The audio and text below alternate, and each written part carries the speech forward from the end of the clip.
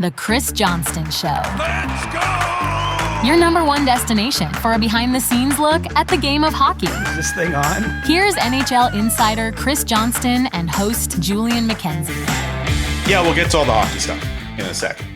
CJ, just to peel back the curtain a little bit, just got back from Game 2 of the ALDS with the Toronto Blue Jays and the New York Yankees and witnessed one of the most incredible postseason performances we have ever seen. Trey is savage, 11 Ks on 78 pitches, 5 1/3 innings of work. Vladimir Guerrero with a grand slam heard around the world. The swing, incredible. Dalton Varsho, quietly having a 2 home run day, 4 for 5. I think he had 2 doubles too. Dude, that was very close. He had a triple, my man. On the broadcast I was watching, they said that the triple was, I think they wrote an error. I don't know if they actually attributed it as a triple. I remember. Oh, you mean when Judge went face first into the boards like a moron? I believe they might have attributed that as an error because I heard Dan Shulman apologize for calling it a triple. So he may not have actually been that close to a triple. All I know is in the building, he was standing on third base and it was awesome. Oh yeah. For all intents and purposes, dude was this close to hitting for the cycle. CJ, tell us what that was like, man. My voice is weak, but my heart is strong. I could tell. That was a game. That was amazing. Honestly, like I was ready to fight a polar bear, and I don't even know why a polar bear was in the stadium, but I was just like, the energy, the real ones out there know. And look, we're a hockey podcast, but we got love for other sports. Mm-hmm. When you're watching your team in the right environment, like that you wish you could bottle that. You wish it was always that good. I went downtown today with I had modest hopes, honestly, to win game 1, 10-1 as they did. I was thinking all right, this could be a leveling out, right? This is a different pitching matchup. I didn't know what to expect. Was very hopeful for you Savage there, but I didn't know what we were going to get. And my God, that was unreal. There's some things in there that worry me, but I'm going to let myself still enjoy this before I get into anything that worries me about the way that the end of that game went, because the vibes were immaculate. It was so much fun. And, man, bad weekend to be a Yankee, as I tweeted a few days ago. The Yankees lose. Did Trey get pulled too early, you think? Yes. 1,000% yes. I was saying it in real time. I don't understand. This is like a new baseball thing a little bit. Like, this isn't just the Jays or anything. But from the organization that 3D chessed themselves into bringing Jose Barrios out of a playoff game 2 years ago in Minnesota, lost the game directly because of it. You just have to go screeching out of the dugout. John Schneider was basically running out there to take a guy out of the game who threw 78 pitches, hadn't given up a hit, and it struck out 11. I still don't get it. And I understand, Savage has not had the pitch count of other starting pitchers.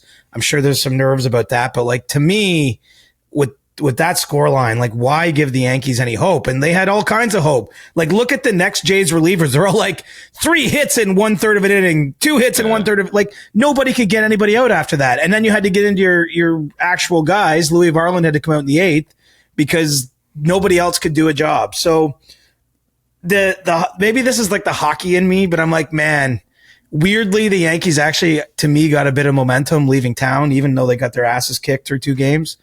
But I get a little nervous about why the galaxy brain stuff, in investing, there's this saying that sometimes the worst thing you can do is something. Why do anything? This guy was on fire. You send him back out for the 6th inning. He gets 1 out and then you're pulling him. To me, it doesn't make sense. I would have given him the 6th. I'm a psycho. I probably would have given the 7th as well. I would have wanted to get to later in the bullpen because I just think the Yankees, they had no answer for him. I get that there's this whole thing. You can't let the Yankees see him for a 3rd time. They could have saw him 10 times a piece today. They couldn't hit him. They could not hit him. They didn't put a ball in play for innings at a time. The Jays scored 20 consecutive runs. First time in postseason history in any series, a team has scored 20 straight runs. That was an absolute ass kicking. And unfortunately, I think the Jays handed them back a little bit of hope, a bit of belief, right? They gave some of the guys on the other side that haven't been getting hits something on their way out of town. And it might not mean anything. I know it's a 3 out of 5 and it's 2-0 now, but I don't like that move. And I don't get this like we're going to need a baseball guy. Like I've never had a guest on here with you, Julian.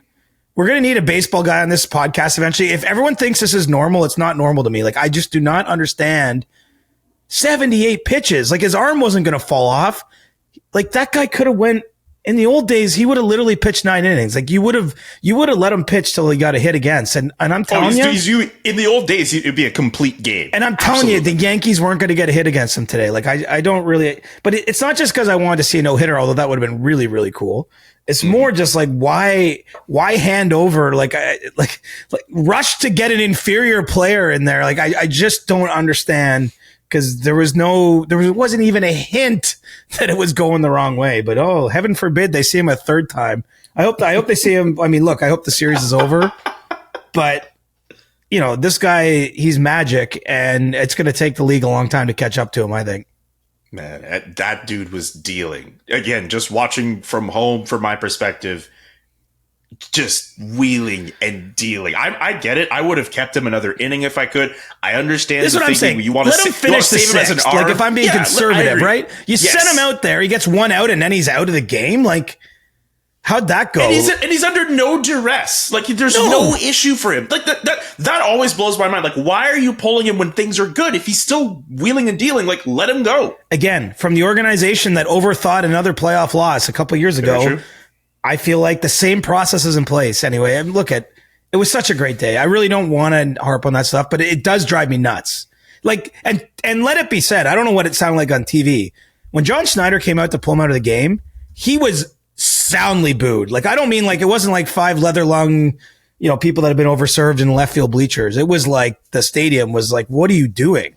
Yeah. And lo and behold, then the Yankees just like come alive. Anyway, the Jays had given everyone enough breathing room. What a game, though, and what a start to these Major League playoffs. And look, even the Leafs were in the building. I don't know if you saw any pictures of that, but it is the rare year where the Leafs regular season gets going on Wednesday as the rest of the league's going Tuesday, Wednesday, and they're overshadowed a little bit by the Blue Jays. Doesn't happen too much because usually the Jays are already in Cancun by now, and thankfully they got still games to play. Just one more thing here. I just want to show more love to Vladimir Guerrero Jr., Yeah. The Grand Slam. I think he's had a phenomenal series so far. I think that considering what the story was like for him in the organization at the beginning of the season, where it looked like he might not even sign back with the team, for him to be in that moment, worth every penny of that contract. I mean, it's actually the classic one, right? Like his year was okay, but it definitely wasn't great, his regular season, but it can all be moot based on no one expects him. He has started like a house on fire through 2 games. I'm not saying this is sustainable, but if he does have a memorable playoffs, if he continues this, and what better memories? I mean, he starts game 1 off with that home run on game 1 and then has the Grand Slam here in game 2, plus a whole bunch of hits in between. That's the kind of thing that, we always say this when you get to Stanley Cup playoffs, the players maybe not had their best year. I mean, Brad Marchand's a good example, right? It was not his best season in the NHL, and then he was the story of the playoffs. I mean, if you want to be hopeful and you're a Blue Jays fan, which clearly I am, you see my hat, you know where my heart is. I'd love to see Vladimir Guerrero continue on and have kind of the sort of playoffs where no one's going to remember how many homers he hit in this season. All they're going to remember is he signed that monster ticket to stay in Toronto, face of the franchise. And, he was getting a lot of love in the stadium today too. That's as he should. The building was really going. It was, that's why I'm still buzzing in a way. Like it's just kind of the energy of the whole day so it almost feels a little surreal. Like to see 5 home runs go out, right? Varsho with the 2 you mentioned, Springer, and also you had the one by Ernie Clement early in the game.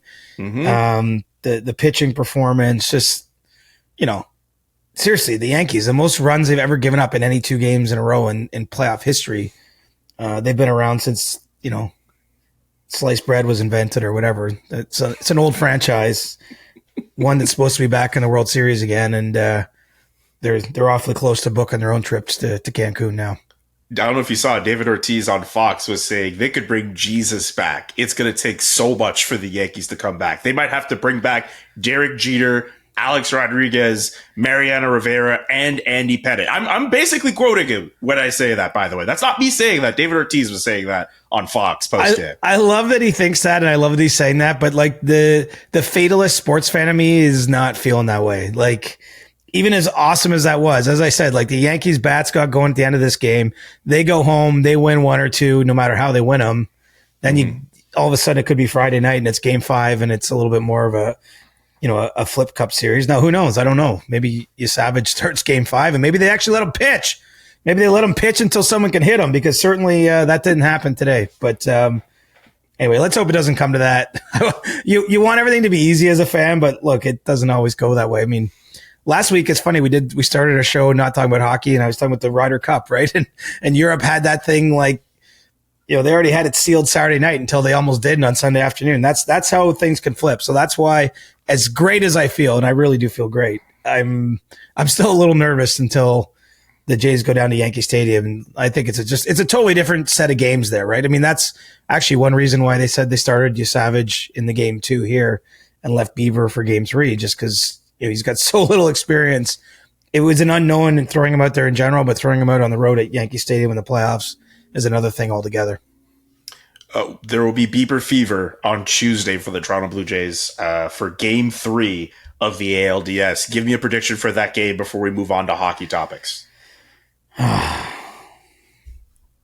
just going to go with my heart tonight. Tell me. And I'm going to say Jays 10, Yankees 1. Oh, another 10 spot. Yes, man. My head doesn't let me really believe that, but I'm going with my heart. I want to be a vibes guy tonight. I really do. That's why, like, as much as I'm so focused on the fact they definitely pulled him out of the game too soon, I still just want to back the team. It's been turbulent, as you know, for me and the Jays. Mm-hmm. I feel like I've eaten my humble pie on the pod a lot, but it's funny. Still, a lot of people on X and that are still commenting like, "Oh wait, you're back," and I was like, "Yeah, I'm back," and I've already said I was wrong, and I basically decided you only get so many years to live, and why would I be too stubborn and miss this one? So I've kind of been bought back in here the last month or so. And so, I mean, now I'm fully back. Just take all of my money, Blue Jays. Just keep playing games, and I'll just keep buying tickets at still silly prices. And, I'm back not only with my heart, but I'm also willing to give you my Visa number again. Just don't say it on the pod. At least one question on Ask CJ, which will come later in the show, is Blue Jays related. I'll get to that. And it has to do with when you got back on the bandwagon. Okay. Thank you for that. I love shows where we talk about everything but hockey. This is definitely That's good. It would have felt disingenuous if we just jumped into hockey tonight because my brain isn't there. But now I'm ready to transition. I feel like I've said my piece. I'm loving your Expos hat. You've brought the energy too, so... Hey, man, I have to rep the Expos when I can, and getting to see a Montreal guy do it in front of everybody, that warms my heart as a Montrealer. I have to show out today. All right, it's time to talk about hockey here on the Chris Johnston Show, and it's time to do McDavid Watch again. But let's start with his head coach. Chris Knoblauch signs a 3-year contract extension with the Edmonton Oilers. Good for him. What does it mean for Connor McDavid? That's the first thing that came to my mind. Look, no disrespect to Chris Knoblauch. Deserves the contract. Gets his team to the cup. Like, we know how good of a coach he is. Every move this team makes, you have to think about number 97. Am I wrong? You're not wrong. I mean, clearly everything goes through that prism. I would say the most surprising thing for me about the Knoblauch extension is just how long it took. I mean, the fact that he's signing that the last weekend before the regular season gets going. I mean, better late than never, but to me, it would have been more surprising if we got to this week and he wasn't signed, if you know what I'm saying. Like, letting someone like that who took the team over, 2 Novembers ago, has taken them to 2 straight Stanley Cup finals, young coach, coach has got a lot of results with the organization. It would have been crazy to me if they had to let him actually go into a year where he's in a lame duck situation. That's not the case. Signs 3-year extension. He's there long term. I don't think this hurts anything with McDavid. But I don't think it changes anything either. I mean, to be honest, it still all rests with Connor. And, I can tell you Monday, I think is kind of a big day in this situation. It sounds like over the weekend, McDavid still kind of like ruminating on everything, still thinking things through. If he's going to sign before the season, I mean, Monday would make sense, right? At a certain point, the Oilers play Wednesday. At a certain point, you're on to hockey again. And so I'm by no means saying it's going to happen, but the fact that I don't think he had made up his mind as of the weekend either way, which way he wanted to go, it's kind of telling. At least he wasn't in his mind going, okay, do you know what? We're going into the year.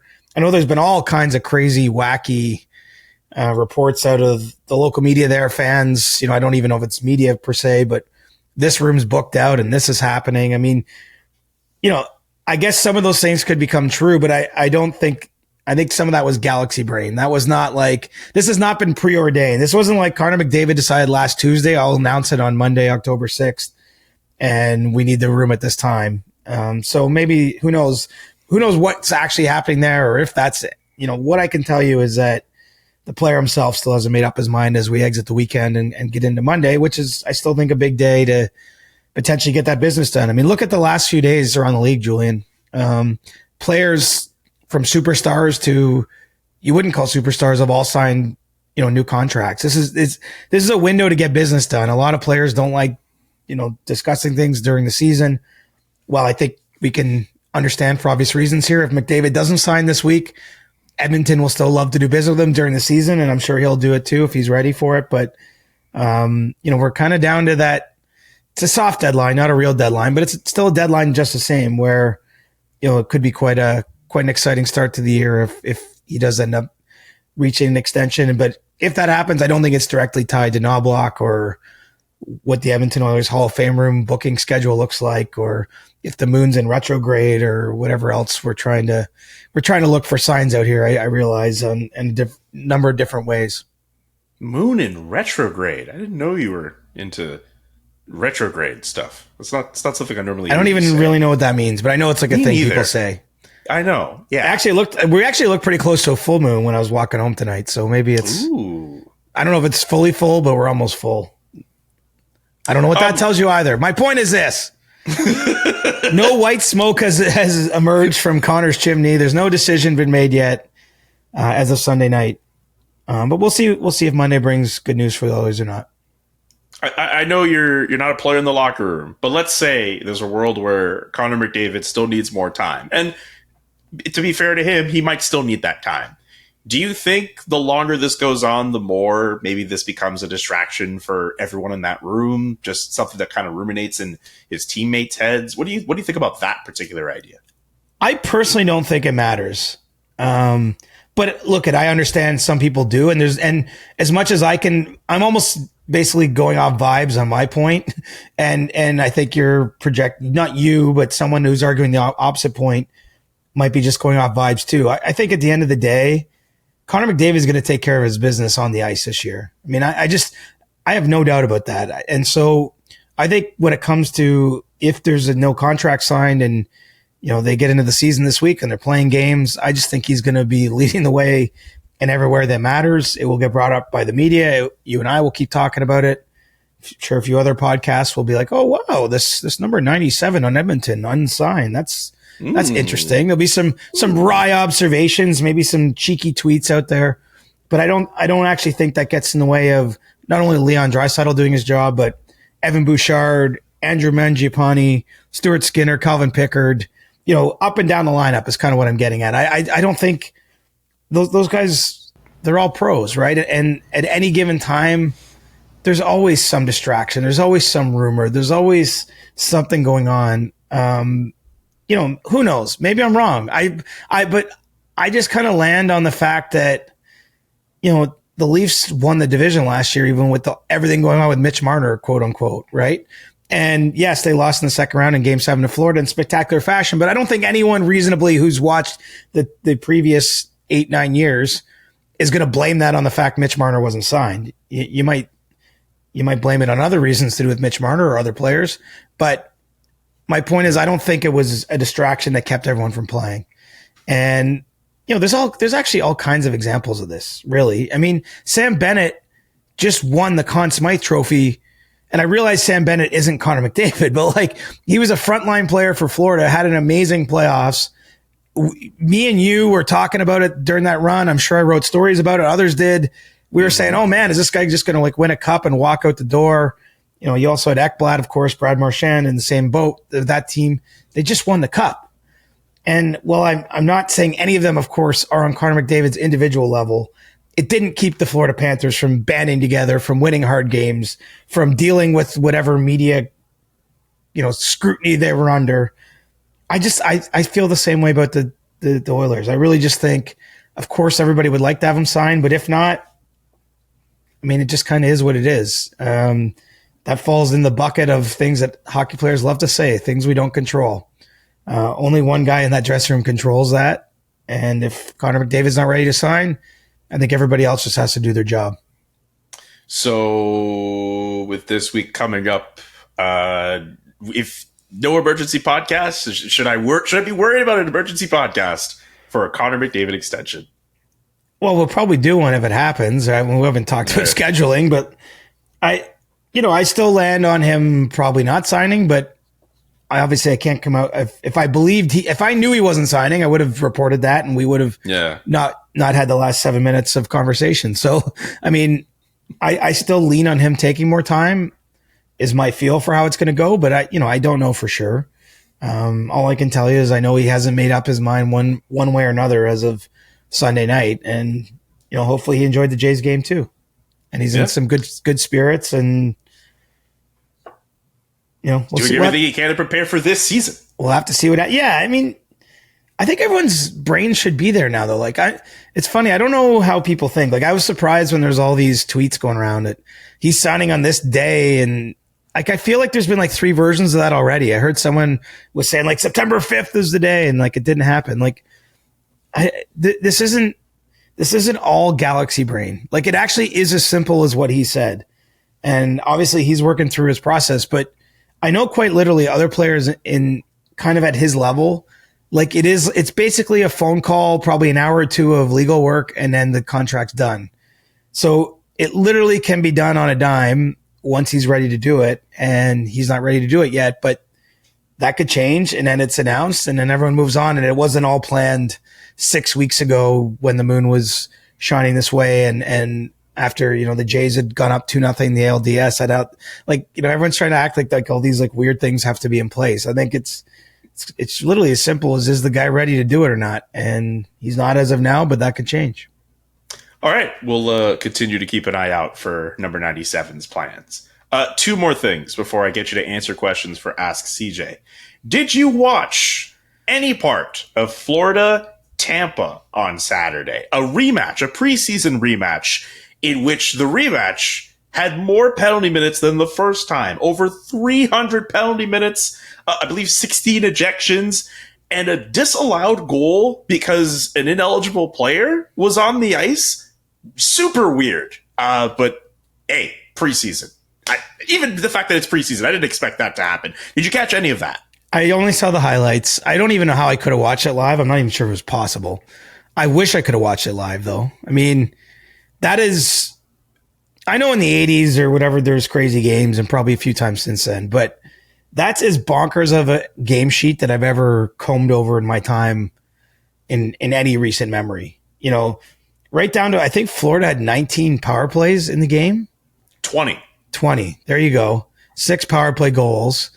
Tampa didn't have a shot on goal in the third period. Florida got, a penalty for 2 ineligible players on the bench.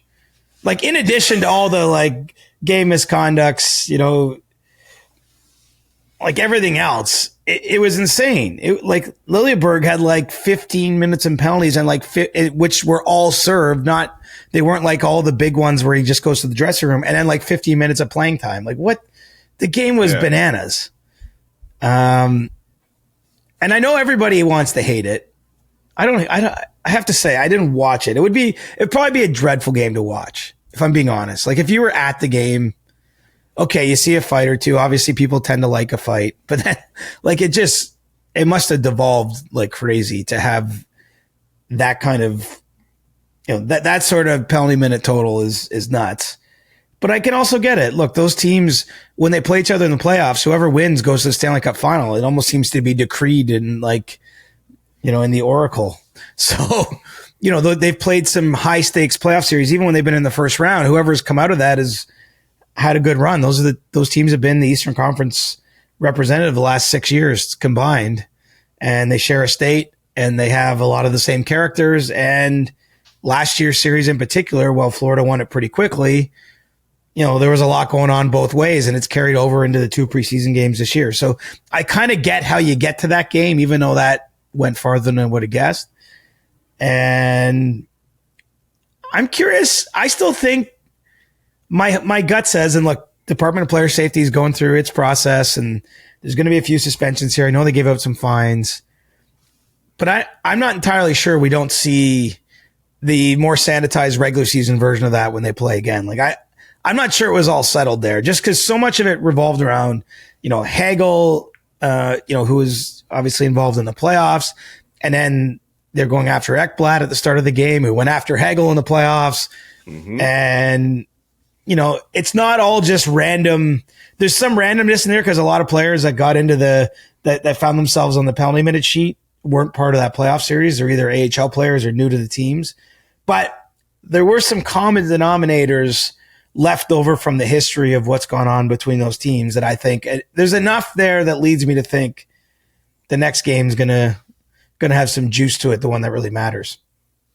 Among the NHL's most prominent rivalries, where does the Battle of Florida rank? I don't know how it's lower than top 3. Well, what's above it? I mean, for sure, what's for sure above it? Because here's the thing: we can name more historical rivalries, but you're right. The ones you're probably thinking of, and that I could think of, they're not as white hot. And I don't just mean in the moment, like the day after this game, but I mean, those teams like Boston and Montreal, just to name a traditional rivalry, have always been great rivals. Yeah, but it's not white hot now. But they haven't. You're right. Both teams haven't been good at the same time too much lately. They haven't played a playoff series that mattered the same way. Yeah. Well, my question, essentially, when I thought about it, was, I guess for right now. Obviously, if you're going traditional, it could be number one though in the moment. Yeah, it could be number one right now. Like if Edmonton and LA hated each other a little more, you might say that just because they played every single year for all those years. There's other rivalries that aren't. Montreal Ottawa is probably picking up too. Yeah, considering Montreal the Ottawa's preseason picking shenanigans up last year and this year. And I know it sounds weird, but even going back, they played a playoff series. I think it was 2013. It was a long time, but when they've played, also it's gotten very spicy very quickly. Mm-hmm. I mean, the Battle of Alberta. A few years ago, you could make the Rangers Devils was pretty good there 2 years ago. Even when Matt Rempe came on the scene, and it just, I don't want to be too much of a prisoner of the moment, but honestly, this is up there. This has got to be right near the top, and both these teams are going to be scrapping it out again. Maybe not physically, but in some way. I wouldn't put that past them. They might scrap it out physically. I'll tell you, we did our predictions episode last show. I caught the most shit from random people over my Atlantic Division predictions. Really? Just random people work for the teams. A lot of having fun, but yeah. I got the most heat for the Atlantic Division predictions. I saw someone comment holy airball, and I'm pretty sure it was because of your placement of the Ottawa Senators. I believe they're fans, but I'm still intrigued at the fact. It's okay that if they're not. And you have to. It's fine. Here's the thing: you have to order the teams. Who knows for sure? If I knew for sure, trust me, I would just tell you, and I would love to be right. I don't do it as it's not a game where I'm trying to I would love to get it exactly right, and so I'm doing my best, and I'm sorry. You do more than your best. But I'm sorry if I offended your local team or the team you love. That's not only you. Anybody. Yeah, no, I don't cheer for teams anymore. But who knows? Maybe Tampa and Florida aren't both going to be 2-3, which is what I had them in the division. Maybe they're going to be 3 and wild card and maybe not making it. And those, I think that rivalry is pretty spicy. And, part of this does suggest the preseason is too long, even though it's getting shortened. Mm-hmm. Just games like this, the one you saw in Quebec City, which I know we didn't talk about last week, the Canadiens Senators game though got kind of silly, not on this level, but still silly. I still think there's room in the future for 2 preseason games a team. Like, I didn't think that way. I go back to that 2020 playoffs in the middle of the pandemic, and every team played one game, and I went into the playoffs, and no one complained. And I get part of that might be that we were all going through more important things, whatever you want to say, but nobody used that as an excuse for like losing quickly if it was a team that lost right away. Like the players from a physical standpoint hadn't played since March. Those preseason games were right at the end of July, started of August. Everybody just played. I don't know. To me, I think most preseason games are junk. Like straight up junk. Like a total waste of time at this point. I do think they once had a purpose. Like I think there were a lot of games because it used to actually matter. I still see like players who scored 4 or 5 goals in the preseason.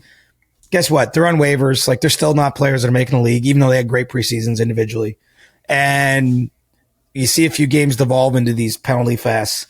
You saw a lot of teams, frankly, if you looked at Saturday night's rosters, a lot of teams played like half AHL rosters anyway because they didn't want to subject their top players to maybe games that could go the wrong way. The whole exercise seems kind of silly at this stage of where athletics are, where the league's at, where athletes are at. Like these guys are just so dialed in.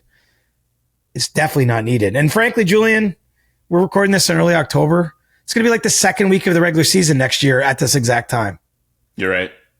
So that already proves like they could just do that. And I'm glad they're doing that because, dude, I don't have much patience for these games. Yeah, I by like game 3 or 4, I think by the Quebec City games, I was like, all right, I'm ready for the regular season. The one thing I will say, I'm all for fewer preseason games. And I remember the other day I was talking to a player and they were saying like, yeah, maybe some of this testiness is coming out because there's too many games. The one thing I have a question about is what if you're a team that's gone through a bunch of changes and you're using those games to build chemistry? Or if you have roster battles and you now have fewer games to figure out who's going to play where and who could make a spot. If you're a player, and I get it, there are guys who are singing for their supper in preseason, and maybe they get 2 or 3 goals. You're getting fewer chances to audition for the team you're currently on, whether you're on a PTO or an AHL guy. Like there's some downsides to having fewer preseason games too, which I do caution in my mind. But from a reporter observer perspective, yeah, fewer preseason games. But I do have questions about the other side. It's a fair question, but I guess kind of my counter would be, I just feel like these decisions are made everywhere already anyway. Like, here's the thing. I don't begrudge anyone, any of our colleagues or you or like anyone who positions it like this is the roster battle. Like that's kind of what we do. Mm-hmm. But how often is it who plays the best in the preseason games that makes a team? Like I just feel like it's not really the way it actually goes. I think so many teams have made decisions. Frankly, the biggest impact, in my opinion, on like the opening right rosters, which go in on Monday, if you're listening to this Monday, tonight at 5 p.m. Eastern time, every team has to set its cap compliant opening night roster. Most of the decisions with that are about who comes out of preseason injured or not. Like, cause usually it's like the teams have an idea who their, say, 13 forwards are going to be, 7 or 8 D, whatever they're carrying. And then they get injuries at the end of camp, and there's been a number around the league, and that actually impacts who makes the team or not more than performance. Maybe I'm being a little too cynical or make it a little too harsh, but I really feel like the idea of real roster battles is like, I think we play it up because we have to talk about something for 2.5 weeks. I don't know. I just don't know. I don't know how real the battles are. That's what I'm getting at, I guess. I think that's fair. I share that. I agree with you because I think for certain teams, it's like, you know, who's going to play on certain spots and all that. That is fair. And you can only hype up a 4th line roster battle so much. Lord knows I was doing that the last 2 weeks with Ollie Lixell and Arthur Kaliev. And then that gets blown up with when Curtis McDermott joins the team. So yeah, you're right. Well, I'm not necessarily right. But my feel is, you know, look, the games are interesting. You're learning something with young players in particular. For sure, the teams are gauging, like, do they look like they can handle that level of competition? So that does impact it. But I just don't always think it's like, they're watching the game the way the reporters or fans might be, where it's like, Ollie Lexell versus Kaliev, like who's looking better at that. Like, I don't think that usually makes a final determination, especially on good teams anyway. All right. Or better teams, competitive teams. Yes. All right. That's as much oxygen as we need to give to preseason on this show. The Face Off Inside the NHL Amazon Prime series is out. Second season for that show. Did you watch all the episodes? I'm still catching up, full disclosure, on everything. Of course, I did watch the Brady Tkachuk episode, but I'd love to know your thoughts on the series, particularly the Shanna Plan episode. I watched all 6 episodes. I have to say, I liked it. And I know I'm probably going to be in the minority in this conversation on that one. Oh, sure. In the sense that, like, I know producer Donkey Butt, who doesn't have a voice in the show, but has an impact on the show. We know his feelings. Mm-hmm. I think I know yours, even though we haven't actually got into it, even off camera, but I think you're not a huge fan, or you're not, maybe you want more. Maybe that's a better way to put it. I still think it's pretty entertaining. If I have a critique, and maybe it just underlines why it's not aimed at you or I or producer Donkey Butt or others in our group chat at the SDPN. They used a lot of like other reporters or broadcasters. Like, they seem to lean on them heavily to sort of narrate the show. And a lot of the narration almost feels like it's sort of like, if you've watched some of the other shows with the other sports, it's sort of like in the golf one, someone will be like, and after 36 holes, the low 70 players, are maintained and everyone else is cut. Like they sort of say, like, if you know the sport, you're like, of course there's a cut after 2 rounds. I mean, yeah.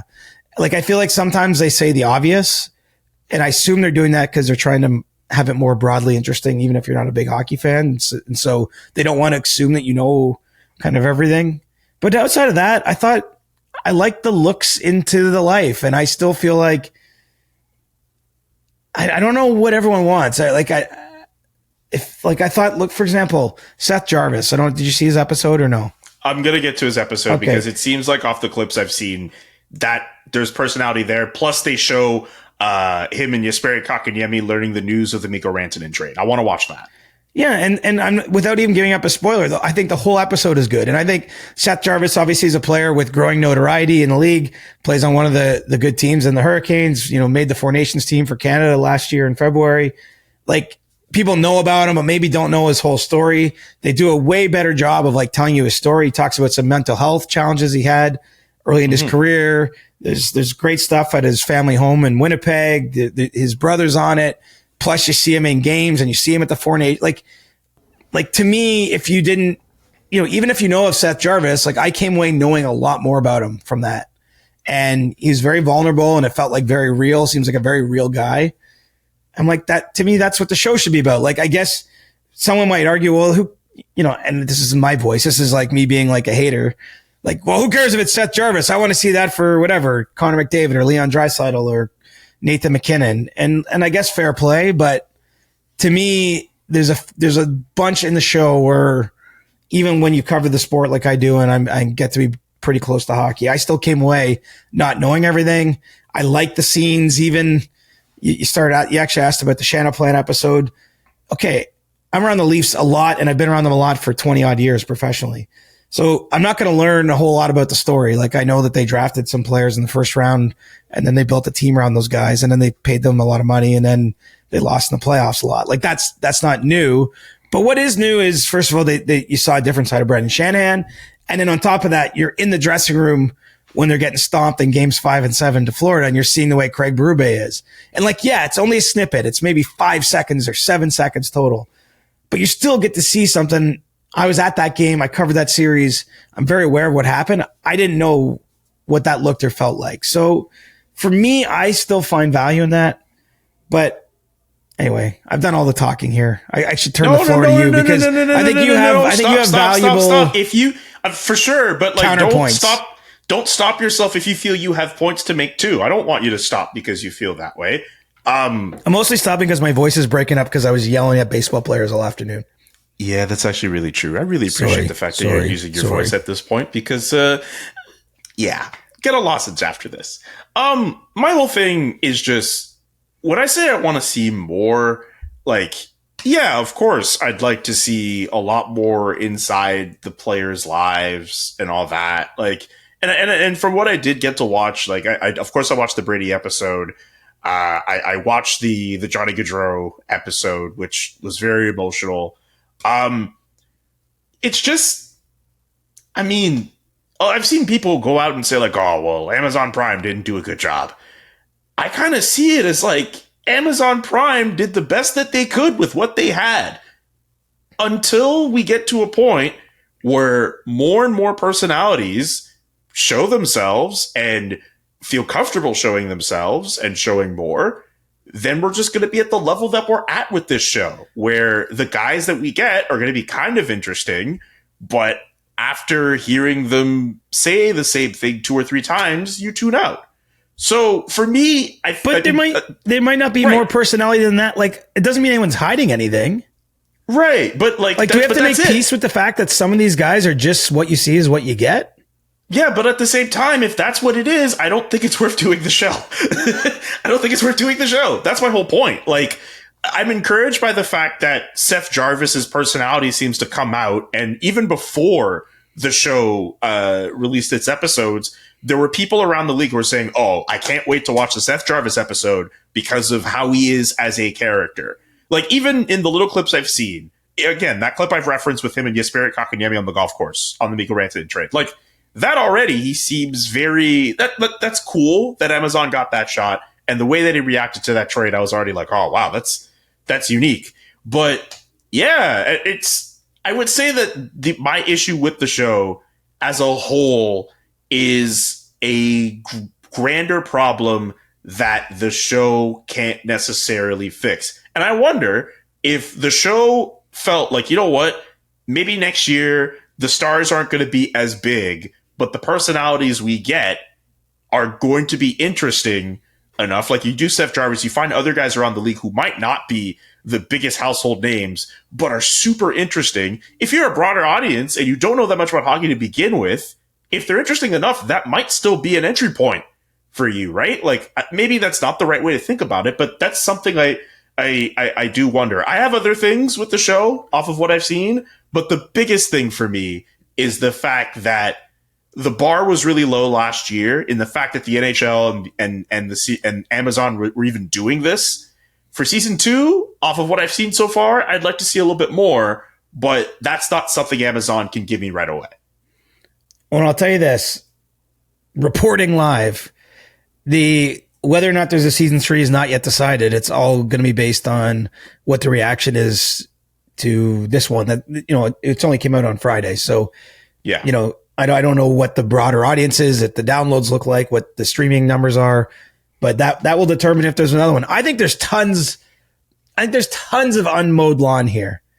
I would love to see that. Yeah, I think there absolutely is. Like, I agree. We just need to see it. Even outside the box, like, you could spotlight a coach. You could even spotlight a referee. Yeah. Like, there's a lot we don't know about what the life looks like for the average coach or referee. Just to name 2 obvious people that are at every game playing a role in what happens, and you only know them in one certain way. And there's I'm sure there's lots of personality driven stories that could work for a narrative thing. You know, I know that they've talked about even showing a little bit more of the partners of players. Like, you see a little bit within the episodes, of course. You know, Brady Tkachuk's wife is in an episode with Brady, for example, but like almost tell the story more through like the eyes of a partner who's going to games maybe, or the stress of it, or the player gets injured and you're watching, like, whatever that might be. I think there's lots there. Plus there's still lots of great players in the league that haven't really got the star treatment on this thing. And you know, honestly, the Four Nations stuff was pretty good. Like, they actually, and they sprinkle it through multiple episodes. Like, it's not all shown as one Four Nations episode. But, you know, if they get that kind of access at the Olympics, like, I wouldn't mind seeing that.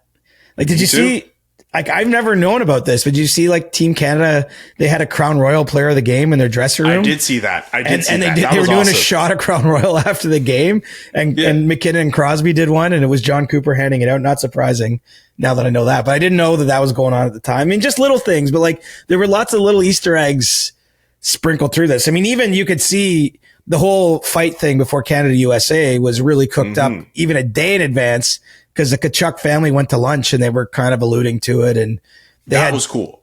you know, like you kind of got the whole lead up to the, like it didn't, you know, it added to what we all knew had happened that cares, but you actually saw a little bit more about what was going on behind the scenes. So anyway, I still think there's room here, but Amazon and the league have to be convinced it's worth doing it again. And I don't know how they're going to feel about that.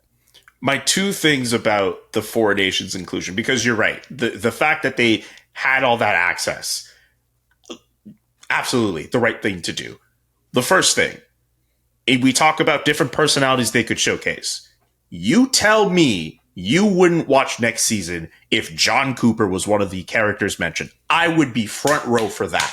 If you showcase John Cooper, who I think is one of the league's most fascinating, interesting personalities, going through his backstory, talking about how he coaches his team. And if you get that access at the Olympics, hell yeah. I'm all in on John Cooper. You can even add Paul Maurice if you want to. One of the best moments of this season is hearing him talk to his players before the overtime, saying, if you get the puck, do not defer. I want to run through a wall after watching that speech. John Cooper is one of the best parts of that series as far as I'm concerned. And if Amazon says, you know what, we want to follow that dude around, oh yeah, that's exactly what I'm talking about in terms of featuring personalities that are very interesting. Could you imagine if you don't care about hockey that much and you watch the show and all of a sudden you're like, this John Cooper guy is like super directed, super good, and like super interesting. Like that's a cool way to bring people in. Even if it's through a head coach. And a former lawyer. Which I know that story is so familiar to the average hockey fan, but I mean, it's pretty. But like, if you don't know about hockey, that's a cool story. This former lawyer, and he's going to be like 13 years with one team. Like that never happens in hockey, like ever. I mean, it's and he's going to coach Canada's national team at the Olympics in February. So yeah, you're right. Good call. Yes, that would make perfect sense. Call us up, Prime Video. We got the suggestions for you here. And Paul Maurice too, who's one of the best quotes in the league. Like getting to know how he got into the league as this super young coach and has worked his way up to the Florida Panthers, finally a Stanley Cup champion. I would love to see Amazon focus on those guys. That's the first thing. The number two thing, I got to go there. CJ, I got to go there. Okay. You can't go through the Four Nations experience and talk about the passion that was shown on display, particularly by Canadian and American fans in Montreal and in Boston, and not discuss the political reasons that amplified it in the first place. I thought the fact that they tiptoed around that was very, I don't want to say jarring, but the whole time I was watching the Kachuk episode, like there was like an itch that needed to be scratched. I'm like, yeah, passion. Yes, of course, Canada and the USA, there's going to be passion. Yeah, there were kind of loose references in that episode about the anthem being booed, but like they didn't really just come out and say it. No. Like the Kachucks clearly were bothered by it. Like, yes. And I'm not blaming them, but they didn't get it. Like they didn't get into what was happening and why they were bothered. They just sort of, you're right. They tiptoed. Well, I mean, they did tiptoe. Yes. What we're watching is a sanitized product at the end of the day. Yes. Like I know someone, I'm not going to say which episode, but who saw like 6 or 7 versions of one of the episodes because stuff was going in and going out. And there's like a lot of negotiation about that. So unfortunately, like if you remember the Winter Classic, the original Road to the Winter Classic episodes, and like, I don't know, some of this might be nostalgia because I haven't gone back and watched them, but they felt like they felt like difference making. I feel like it's because so much of that was truly the teams didn't have a lot to say. Like they let the cameras in and everyone lives with the results. All right. I've spoken my piece on the series. We went too long, didn't we? I don't think we went too long. I just feel I've said enough. Do you have anything else you want to add before I get to ask CJ? No. I'm good with I'm just glad the cameras didn't come into the Jays game today and get the whole behind the scenes of that. So I'm disappointed in that. I would pay to watch that. I would need like a PR staff to get a few things cut out. I don't want, look, dude. I was trying to keep it pretty civil, but I was using some 4-letter words at times. I was like within the heat of the game. I don't mean, but yeah, I was fired up today. Angry CJ. Not just angry, excited, angry, passionate, ready to fight a polar bear. By the way, if you are ever in a fight with a polar bear, I'm picking you over the polar bear. Help lose. The bear, if anything. I don't care. I help the bear. I feel like if you're ever in that situation, you're fighting the shit out of that thing. Do you know how crazy today was? I didn't even make time to eat a hot dog. It was because I had a friend there from out of town, and we met up before the game and chatted, and then took the seats for the start of the game, and it was just so thrilling. I wasn't worried about the snacks to the degree I would normally on a game like that. I wonder, now that I think about it, like, would you just be too nervous to eat anything? If I should have eaten before the game. That was the time. Yeah, before I really got nervous, it was all good vibes. But anyway, I'm just saying the playoffs are a different animal, is all I'm saying. It wasn't like going in and out 3 times and all that stuff. I was in the heat. We appreciate you for that. Let's get to these questions. Jared Book. I told you there was a Blue Jays question Thank you. coming. What was the exact point CJ went back on the Jays bandwagon? I don't remember the exact point, but it was like late August, I'd say. And I just got to the point and I was like, this is silly. I don't know if you've ever had beef, Julian. I don't want to dig into your personal life, but have you ever had like tension with someone, or like a silly argument, or a family thing that goes on too long, or whatever? I think at least someone out there listening to this can kind of identify what I'm talking about. And it just got to a point, I was like, what am I wasting? Like, I really meant it when I kind of swore off the Blue Jays for a season. But then they're having this great year. It gets to the end of summer. I'm back. You know, I did some traveling in the summer, but I'm back home. The games are on. I'm like, they're having this great year. And I started watching them on TV again. And then I was watching every day. And they had that hot run. But then look, I'm not saying give me stars for caring about the last month of the season. But then, of course, they had that run where they went down to Tampa and got their butts kicked in the last 2 games. And then they went to Kansas City. And like it was getting kind of bad there, right? The bats didn't do anything, it felt like, for a big period of time. And so I was fully on through September, and this was the first game I went to, though. So it was a long thing. I've said it before, but just in case you're hearing it for the first time, I was wrong. I shouldn't have turned my back on my team, but I was so frustrated with the decisions that were being made, and I felt fed up. But I came back because, you know, I'm honestly almost, I can say quite literally 4 decades into cheering for the Jays. So you can, if you want to see any pictures I posted on socials in the last few days, you can find a young CJ in the gear. And that was the first playoff game I'd been to since 2016 live as well. So wow. I kind of realized as well that even, and I cared about them that whole period in the middle, but you know, you don't always get a chance to, you don't always get nights like that, right? Like we don't always get a chance to go to games like that. So I wanted to not be stubborn, essentially. And so for the last month or so, I've been fully back. Well, thanks for giving me FOMO from a distance. Next question from Taylor. What are CJ's top 3 songs from The Life of a Showgirl, the new Taylor Swift album? True story. I haven't listened. You and me both, brother. So Your phone good over there? Yeah, I don't know why. 2 phone calls at this hour of night, but whatever. Ooh, hopefully you're not. Hopefully it's not another GM. No, it's a private number, which is kind of weird. But whoa. Okay, well, we'll let you get to those calls after. No, I don't know. It's probably spam, is what it is. Like that's why I'm not too worried about it. That's fair. I mean, hey, you know, maybe anyway. So you have not heard the new Taylor Swift album? No, but I'll give them when I do. I just didn't get a chance. You listen for both of us. I don't know if I'm going to get to that album. Yeah. Hey, look, teach their own. I'm not hating on the Swifties. You do think. It's just, I'm not the target audience.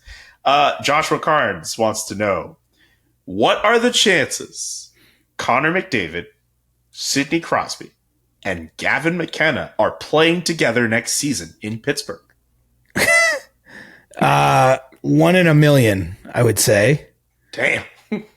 I get where I get the question is coming from. Is there's I'm sure the questioner is thinking, well, if the Penguins won the draft lottery, does that increase the odds that Crosby sticks around? And then would Connor McDavid think of going there it's a fanciful notion, but I still think it's a long shot. Starting with the fact that even if you finish last in the league, you've still got pretty low odds to win the McKenna sweepstakes.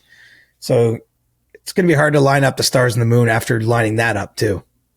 Did you see Gavin McKenna's debut with Penn State over the weekend? The Forks Down celebration. Yeah, I love the celebration.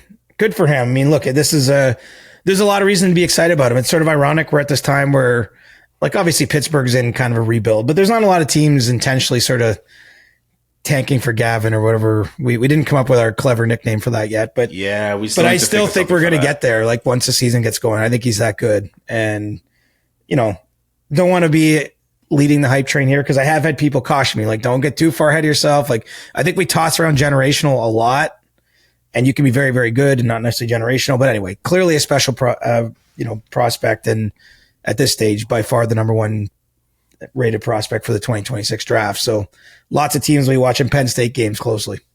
Absolutely. He definitely has the swagger to carry with that distinction too, it looks like.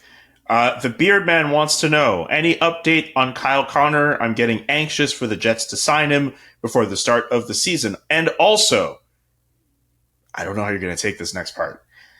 Pizza Nova over pizza any day.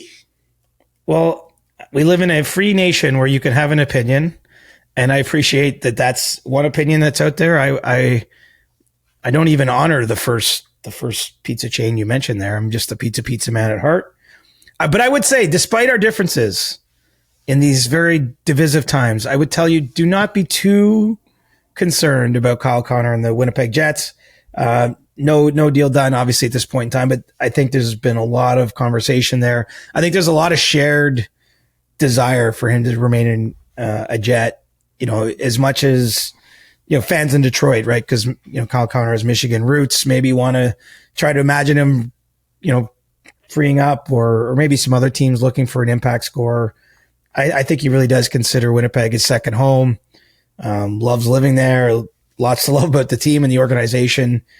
And, what we're in, though, is this period where people are getting paid a lot more money. And so does Kyle Connor get, Mitch Marner money, say $12 million a year?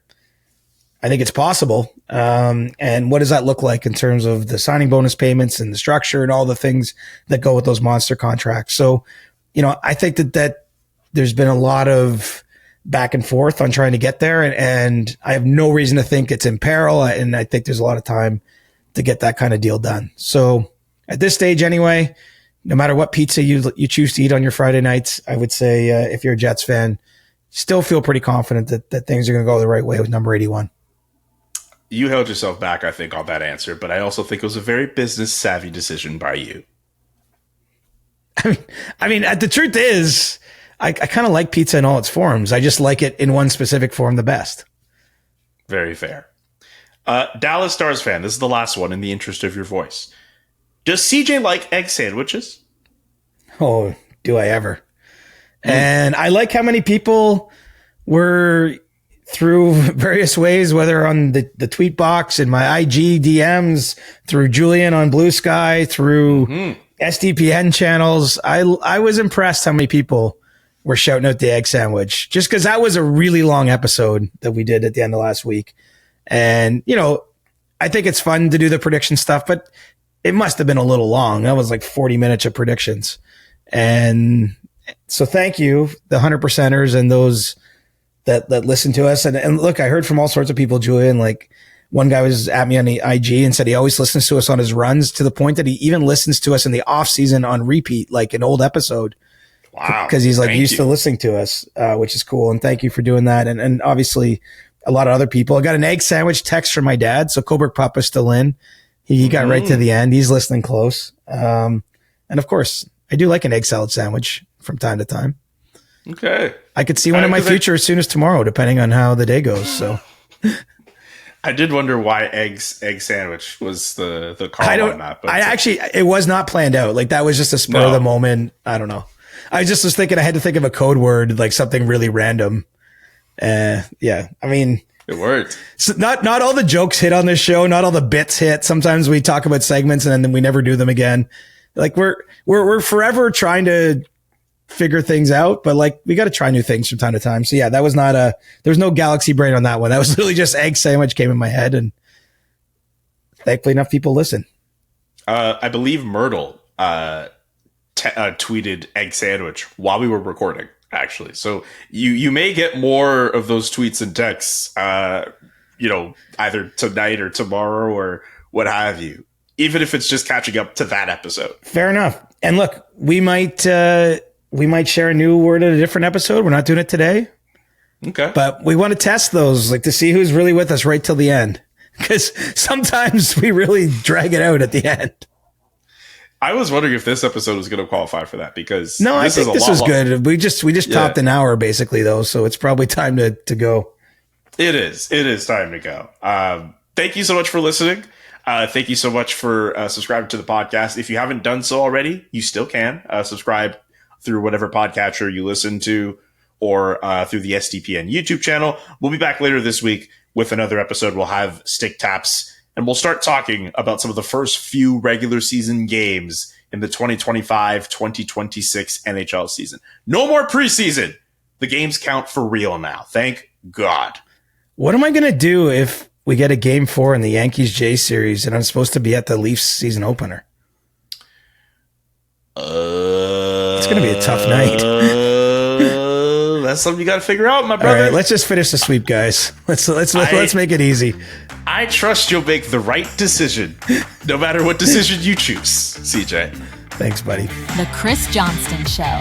Follow Chris on Twitter @ReporterChris and follow Julian @JKA McKenzie. The Chris Johnston Show.